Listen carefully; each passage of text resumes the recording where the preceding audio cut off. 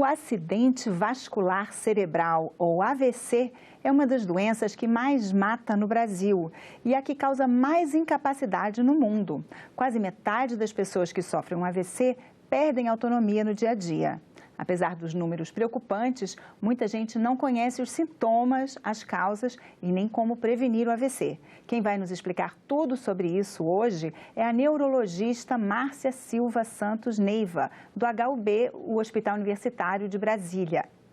Olá, Márcia, seja bem-vinda. Muito obrigada por participar aqui do Cidadania. Muito obrigada. Obrigada pela oportunidade. Vamos começar então. Explica pra gente o que é um acidente vascular cerebral.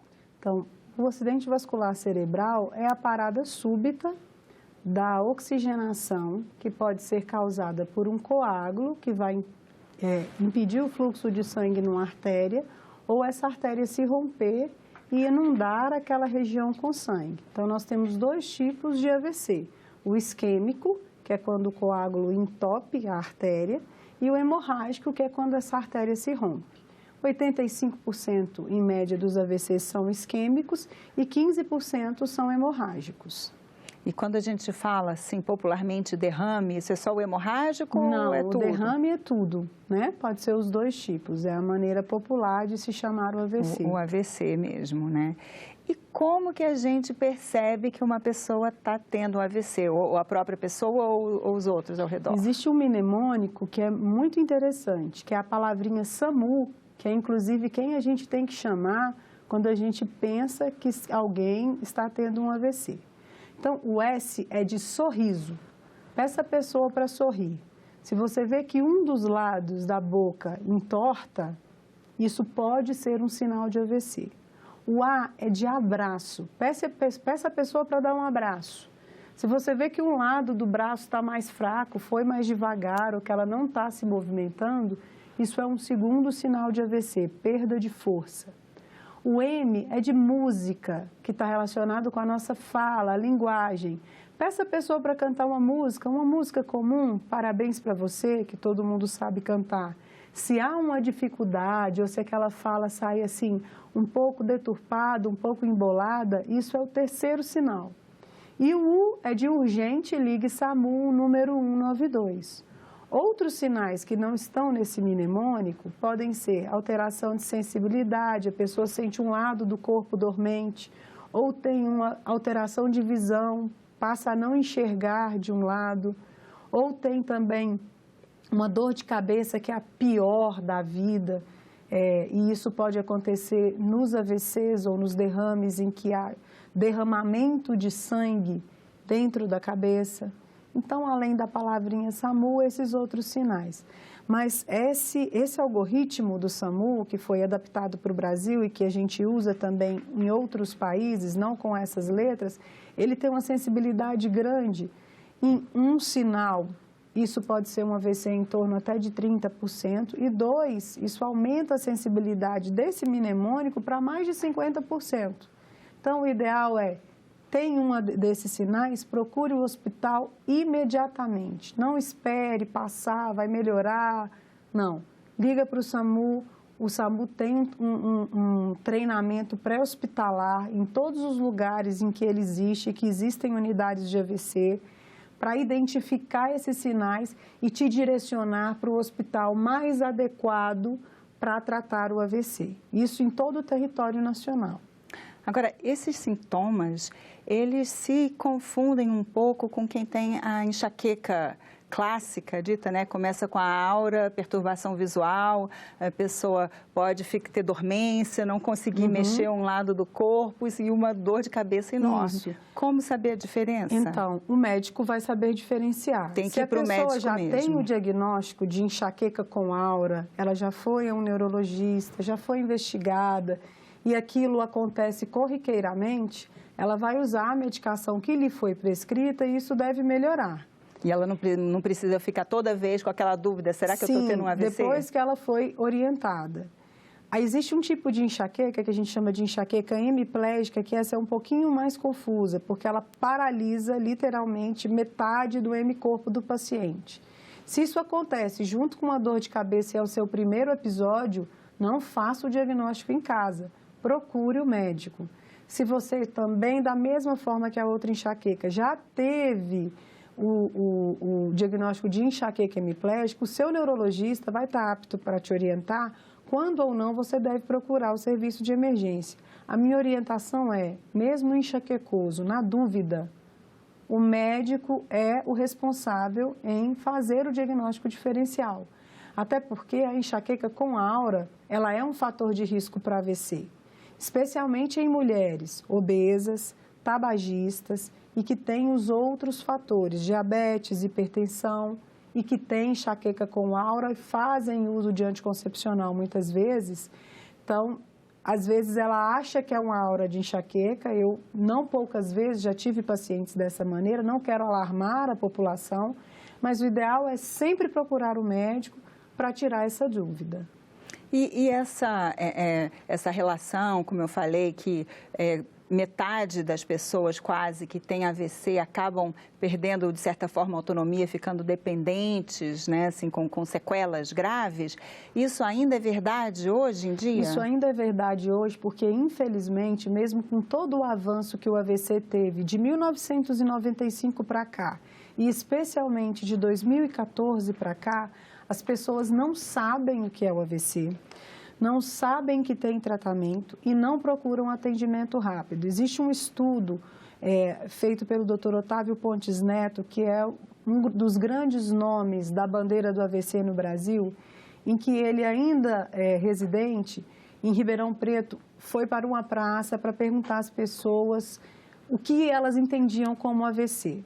Foram mais de 20 ou 40 nomes diferentes que se deu para essa mesma doença e apenas uma pessoa sabia que tinha tratamento. Coincidentemente, ele era representante do laboratório que vendia o remédio.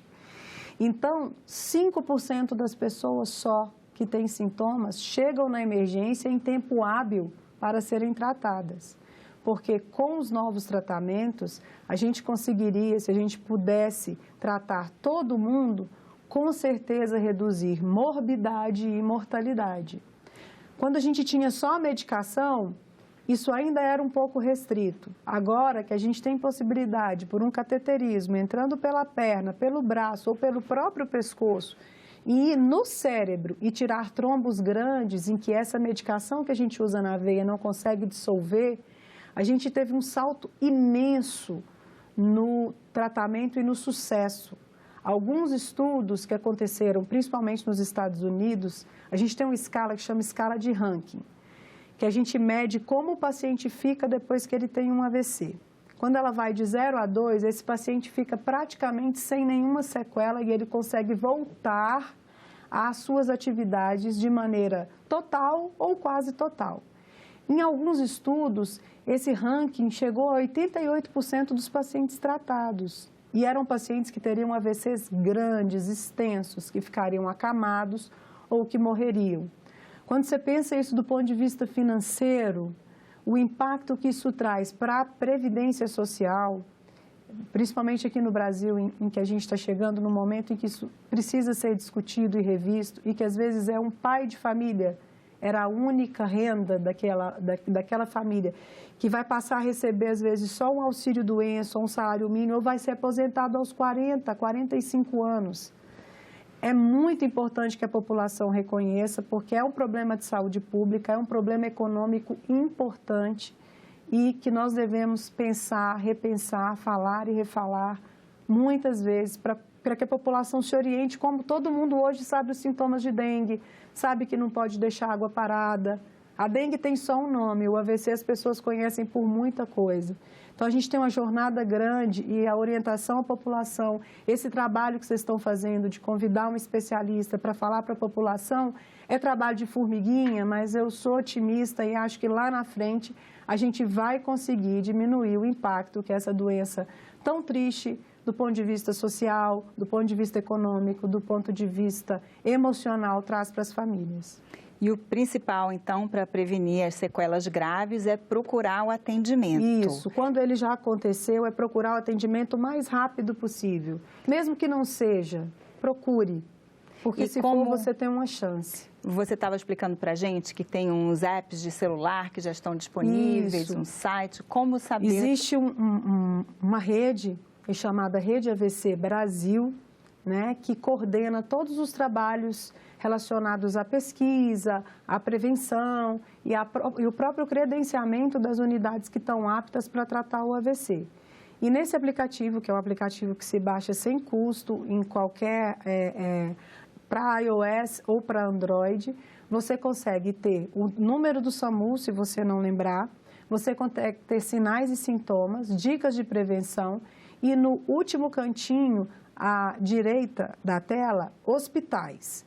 Se o seu ativador, se o seu localizador estiver ativado, ele consegue te dar num raio ali de quilômetros qual o hospital mais perto de você que pode te providenciar esse tratamento, tanto público quanto privado. Se você não tiver, tem a opção de digitar o CEP de onde você esteja, para que também você seja direcionado. E o próprio SAMU, uma vez que a gente liga para o SAMU e ele chega, eles já sabem reconhecer. Ele já sabe, até porque existe uma rede, né, de triagem. Então, quando se liga, já se sabe se vai mandar uma ambulância avançada com médico ou se vai mandar uma ambulância com técnico. Todos eles estão preparados para triar esse paciente. Existem escalas que eles aplicam. Quando a possibilidade de AVC é grande, eles vão ver onde eles estão e para onde eles vão levar o paciente. Se direto para o hospital de base, que é o nosso centro master aqui em Brasília, e existem outros centros no Brasil também que são direcionados para isso, ou se ele vai levar para um hospital regional e depois esse paciente vai ser direcionado para uma unidade de AVC. Então, a orientação é ligar para o SAMU. O SAMU é altamente treinado e capacitado para fazer essa triagem.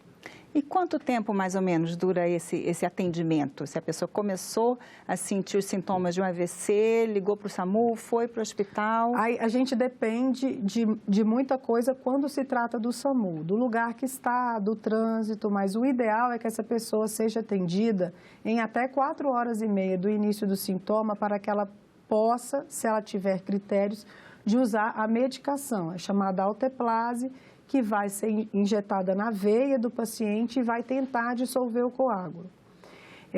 A gente já tem outros tratamentos e no serviço privado, às vezes, a gente trata o paciente com até 24 horas de sintoma, a depender de uma miríade de sinais e de aparelhagem que a gente usa, imagens de ressonância, de perfusão, que nos dão a possibilidade de tratar paciente com maior tempo de sintoma.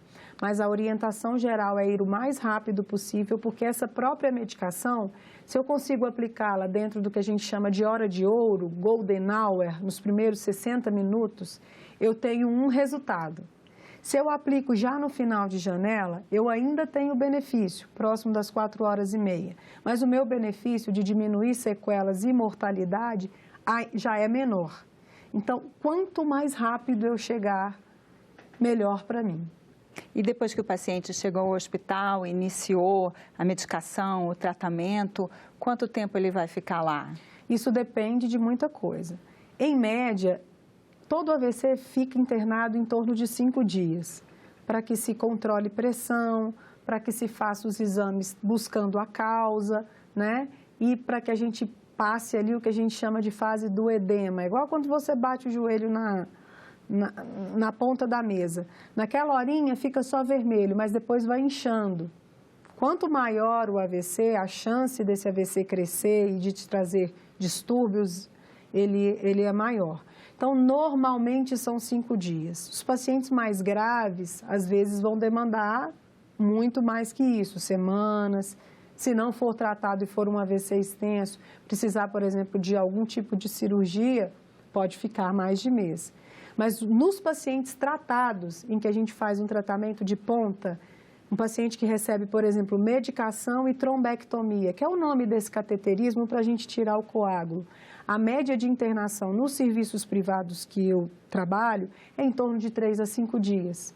Então, era um paciente que, para o plano de saúde ou para o SUS, ele ia ficar 2, 3 semanas internado, ia para casa, às vezes, com um serviço de home care, porque não andava, pode sair com traqueostomia, alimentando-se por sonda, e é um paciente que eu consigo dar alta em 2, em 3 dias. Então, se a gente esquecer... E sem essas sequelas. Sem sequelas. Se a gente esquecer do ponto de vista financeiro, emocional, social, humano, e formos pensar só no embargo financeiro que isso traz, são milhões que a gente economiza tratando o AVC da maneira adequada. E a gente precisa se conscientizar disso, nós como população e o próprio sistema público e privado de saúde, para que a população está envelhecendo, isso vai acontecer com muito mais frequência nos próximos anos. A idade em si já é um fator de risco. A idade sim é um fator de risco, mas acontece em criança e acontece em jovem, tá? Por causas mais raras do que as comuns, que são hipertensão, diabetes, problemas de colesterol, obesidade, o tabagismo, quem ronca, que tem aquela doença da apneia do sono, isso também é um fator de risco tanto para infarto quanto para AVC. Então, a gente precisa estar atento à nossa saúde, comer bem, fazer exames periodicamente, porque dessa maneira, fazer atividade física, que a gente também está prevenindo o AVC. Que aí essas são, então, as 6 medidas preventivas, né, que são recomendadas, né? A gente até tem aqui elas listadas, né? Então, uma delas, não sei se elas estão sequenciadas, essa é a primeira mesmo. Pressão arterial. Hipertensão é a maior causa de AVC no mundo. Então, e ela é silenciosa, muitas vezes não dá sintoma, a gente não sente nada, a não ser quando os níveis estão muito altos. Então, a gente tem as unidades básicas de família, na maioria dos lugares, né? Que mesmo que, talvez na ausência de médico, mas tem um enfermeiro que está apto a medir a sua pressão, então procure. Vá pelo menos uma vez ao mês, medir a sua pressão, ver se está tudo certo. Se não tiver, marque uma consulta. Quem já é hipertenso, então já tem que ficar alerta. Mais ainda, tome a medicação corretamente. Vá ao seu médico com a periodicidade que ele indicar para ajustar a medicação, para ver se é isso mesmo, né? Ok. A obesidade, porque a obesidade ela traz duas coisas. Ela traz o diabetes tipo 2, que é a segunda causa mais comum de AVC no mundo, e ela também traz outros problemas, como problemas de colesterol. Quem é obeso tem mais chance de ter colesterol. Quem é obeso ronca mais, tem mais apneia. Quem é obeso é mais hipertenso. Então, o peso inadequado traz para a gente doenças que talvez só da gente adequar o nosso peso, a gente já estaria livre delas. Às vezes o próprio sistema cardiovascular trabalha mais. Com certeza. Sobrecarregamos joelhos, articulações, vamos ter mais dificuldade de fazer atividade física, né? Essa é um pouco difícil de controlar, né? É um pouco difícil de controlar porque o mundo nos impede, mas eu acho que vai também da maneira que a gente tem de nos relacionar com os problemas, uma vez que eles não vão deixar de existir. Então, se a gente mantém ali atividades de meditação, que a gente já tem muitos estudos hoje com os benefícios da meditação, a própria atividade física, que ajuda também você a dormir melhor, a liberar uma série de substâncias, né, endorfinas, que trazem uma sensação de prazer, de plenitude. O fato de você dormir melhor, você encara melhor os problemas no dia seguinte. Então, existem medidas que são nossas e que nos ajudam a evitar o estresse ou, pelo menos, minimizar o impacto dele na nossa saúde. Álcool e cigarro. Álcool e cigarro, outros 2 fatores de risco, né? O álcool sempre em excesso, né? Nada que uma tacinha de vinho tinto seco, meia tacinha diária, ajuda, inclusive, a diminuir os níveis de colesterol ruim e aumentar os níveis do bom colesterol, mas não dá para beber uma garrafa, né? Porque aí a gente vira alcoólatra e aí já vira um fator de risco. E o tabaco inflama as artérias, não só do cérebro, mas do corpo todo. Então, você está mais sujeito a ter problemas arteriais periféricos, problemas arteriais renais, problemas arteriais no coração, infartar e a ter AVC. Diabetes, como você até já O diabetes parece mencionado. com o cigarro, ele inflama vaso. Então, o diabético, a gente chama de um arteriopata, ele é um doente das artérias, da cabeça aos pés. Então, ele tem mais susceptibilidade a fazer AVC, a fazer insuficiência renal, que também é um fator de risco para AVC e para infarto, ele infarta mais. E o diabetes ainda infarta silenciosamente. Às vezes ele infarta sem dor. Então, quando a gente junta diabetes e hipertensão e obesidade numa pessoa, a gente tem uma bomba prestes a explodir. Se essa pessoa não tomar uma providência, muito possivelmente ou ela morrerá de infarto ou de AVC. Então, para quem tem diabetes, a indicação é acompanhar sempre, estar sempre, né, consultando controle de dieta, atividade física e medicação. Certo. E aí a atividade física, então, para todo mundo Para também, todo mundo, né? Para todo mundo, com todos os benefícios que ela traz para a mente, para o corpo, para a alma e na prevenção das doenças cardio e cerebrovasculares.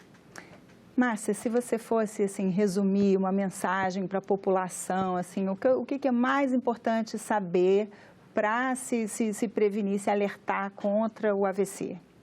Cuide de você do ponto de vista físico, mental, espiritual e psicológico.